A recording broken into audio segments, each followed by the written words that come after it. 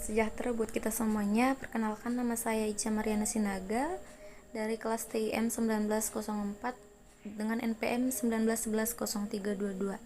Pada kesempatan kali ini, saya akan mempresentasikan hasil tugas saya, yaitu untuk memenuhi syarat ujian akhir semester dari mata kuliah kriptografi yang diampu oleh Bapak dosen Bapak Rivalri Christian Hondro. Salam sejahtera bagi kita semuanya.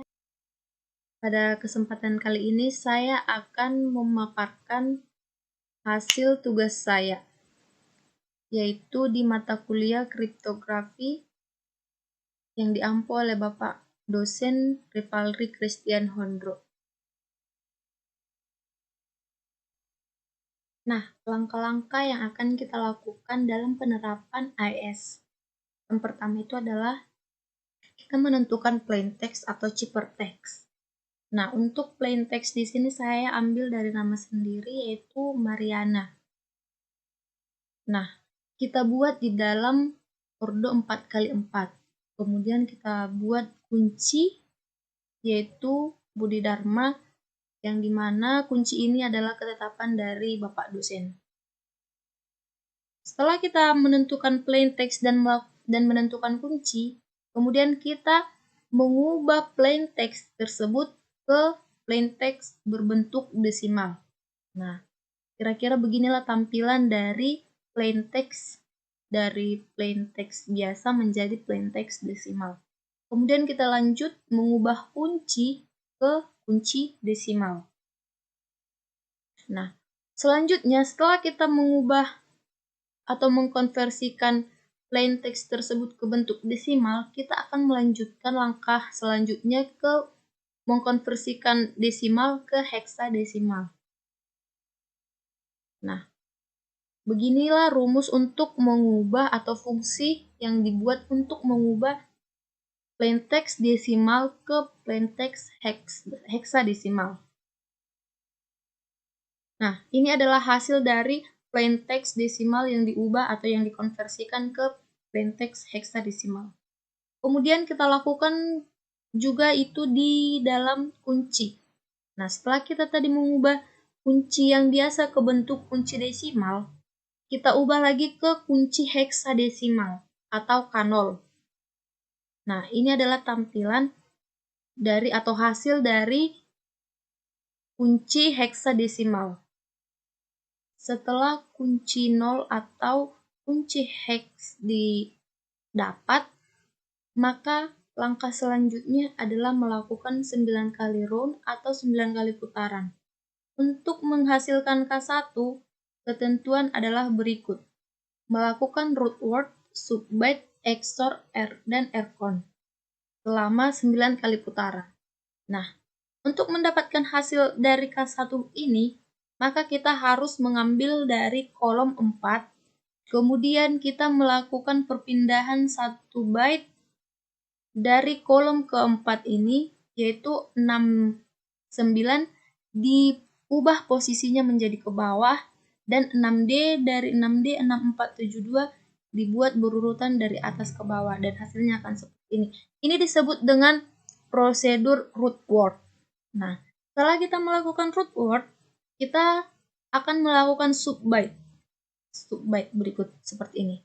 Nah, dari mana atau bagaimana caranya kita melakukan subbyte? Subbyte dilakukan dengan menentukan atau dengan melihat tabel Xbox berikut ini. Nah, kita dapat melakukan subbyte dengan cara melihat tabel Xbox. Nah, ini adalah hasil konversi dari hex melalui tabel Xbox. Ini adalah hasilnya, yaitu subbyte dari subbyte phex 4D, yaitu adalah 63. Nah, setelah kita mendapatkan hasil berikut ini, kita melakukan shift rows. Shift rows ini adalah hasil dari perpindahan posisi. Nah, untuk baris pertama, Untuk baris pertama tidak dipindahkan posisinya karena ketetapan. Nah, untuk baris kedua ini kita ubah posisi 1 byte dari kanan menuju ke kiri, maka berikut adalah tampilannya. Untuk kolom ketiga, kita ubah posisinya 2 byte ini ke kanan, dari kanan ke kiri. Nah, maka hasilnya akan seperti ini. Untuk kolom ketiga, kita ubah posisinya 3 byte dari kanan, ke kiri. Nah, kira-kira begitu hasilnya. Langkah selanjutnya adalah mix columns. Nah, untuk melakukan mix column kita perlu mengkonversikan hasil dari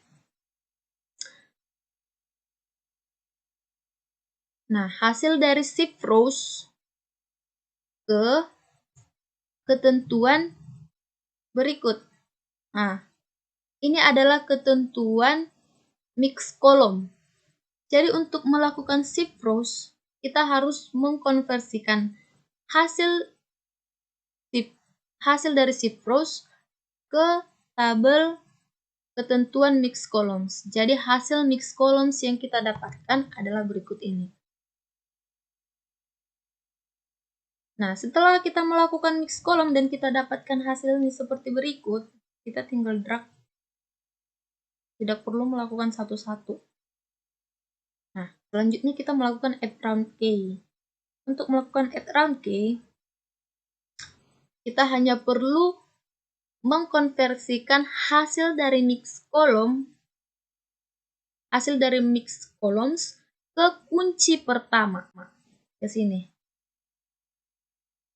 Kira-kira beginilah fungsi atau konversi rumus yang bisa kita lihat atau yang bisa kita buat untuk mendapatkan hasil add round key. Nah, setelah kita mendapatkan hasilnya, kita tinggal drag dan kita mendapatkan berikut ini.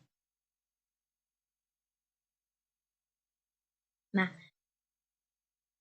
hanya satu yang perlu kita ingat, di dalam menentukan kunci, kita tidak boleh keteter satu angka atau satu huruf atau satu bit. Karena jika kita melakukan kesalahan atau kita tidak teliti, maka semua hasil yang kita dapat ini adalah salah. Sekian presentasi yang bisa saya buat. Jika ada tutur kata atau kesalahan, mohon dimaklumi.